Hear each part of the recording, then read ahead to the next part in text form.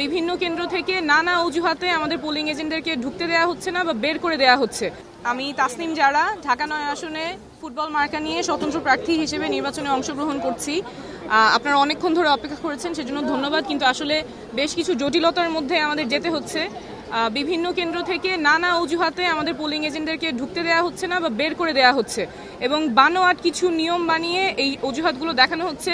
কাউকে বলা হচ্ছে যে আপনারা তো এখানকার ভোটার না, অথচ এরকম কোনো নিয়ম নাই যে পোলিং এজেন্ট হতে হলে এই আসনের ভোটার হতে হবে। তারপরে পুরুষ কেন্দ্রের নারী এজেন্ট সেই নিয়ম বলে বের করে দেওয়া হচ্ছে বা বিভিন্নভাবে হেনস্থা করা হচ্ছে, বলছে যে ফোন নিয়ে ঢোকা যাবে না, অথচ ফোন নিয়ে ঢোকা যাবে, ব্যবহার করতে পারবে না। তো এই বিভিন্ন অজুহাতে আমাদের যারা পোলিং এজেন্ট আছেন তাদেরকে বের করে দেওয়া হচ্ছে বা ঢুকতে দেওয়া হচ্ছে না, কিন্তু ভেতরে মানুষ ভোট দিচ্ছে, নির্বাচন হচ্ছে। এটা তো গ্রহণযোগ্য না। এটা সুষ্ঠু প্রক্রিয়া কিভাবে হয় তাহলে? এবং যখন আমি জিজ্ঞেস করছি নিয়মটা কিসে, তখন আবার ওনারা বলতে পারছেন। একটু আগে আরেকটা কেন্দ্রে গিয়ে আমার এটা নিজে সলভ করা লাগছে, কিন্তু আমি তো প্রার্থী হিসেবে গিয়ে প্রিসাইডিং অফিসারকে জিজ্ঞেস করতে পারবো না যে আপনি কোন নিয়মে কেন এই বানোয়াট অজুহাতে আমার পোলিং এজেন্টকে ঢুকতে দিচ্ছেন না বা বের করে দিয়েছেন। তো এটা তো কোনোভাবেই গ্রহণযোগ্য নয়। এবং যখন আমি জিজ্ঞেস করছি কোথায় নিয়ম, উনি বলছেন যে আমাদেরকে বলা হয়েছে। কে বলতেছে?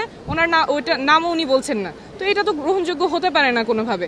আমরা চাইবো যে সুষ্ঠুভাবে নির্বাচন হবে এবং এই যে বিভিন্ন অজুহাতে আমাদের পোলিং এজেন্টদের ঢুকতে দেওয়া হচ্ছে না, বের করে দেওয়া হচ্ছে, এটা কোনোভাবেই গ্রহণযোগ্য না। কেন্দ্রে থেকে এরকম খবর পাচ্ছি, অনেকগুলি কেন্দ্র থেকে।